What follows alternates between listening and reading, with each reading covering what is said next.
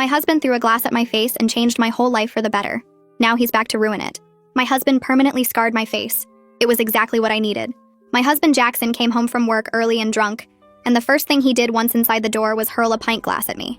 No greeting, no hug or kiss, just glass shattering against my cheekbone and blood running down my face. I ran to the kitchen and pressed a dish towel to my face, all while he screamed that no one would ever want me now that I was damaged goods.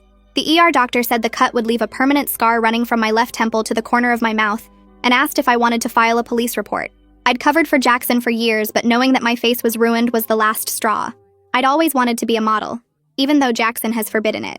Now that dream was dead, and I was done. I said yes. I wanted to file a report, while Jackson's mother called me 46 times to say I was overreacting and ruining her son's future over a little accident. 6 weeks later, I was living in a women's shelter with a restraining order and a face that made strangers stare, then quickly look away. The scar had healed into a curved line that looked like a crescent moon had been carved into my skin.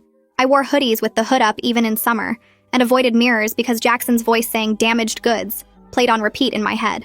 But slowly I started going to the support group meetings where other women had their own scars, both visible and hidden. The counselor kept telling us we were survivors, not victims, but I still flinched whenever someone looked at my face too long. Then a photographer approached me at a coffee shop saying my face was the most interesting thing she'd photographed in years. She said the scar made me look like a warrior goddess, and asked if I'd model for her portfolio about resilience and beauty. I thought she was mocking me until she showed me the test shots on her camera, where somehow the scar caught the light and made me look powerful instead of broken.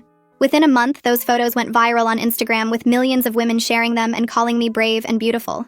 A modeling agency called saying they wanted to sign me specifically because my scar told a story that resonated with people tired of perfect faces. My first campaign was for a major makeup brand with the tagline, "Beauty isn't perfect," and my scarred face was on billboards in Times Square.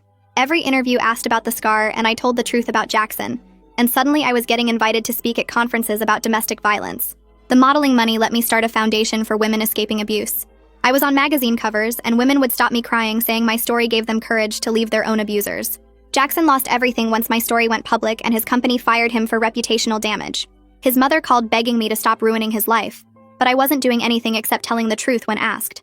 Sophie, my assistant, forwarded me screenshots showing he was living in his car after being evicted and getting rejected from every job once they Googled his name. His new girlfriend had left him when she found out what he did, and his friends disappeared once the news articles started circulating. He'd gone from a successful marketing executive to unemployable pariah in less than a year, while I was getting paid 6 figures to be the face of survivor campaigns.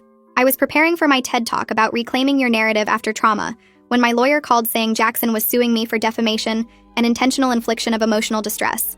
He claimed I'd deliberately destroyed his life by lying about the incident.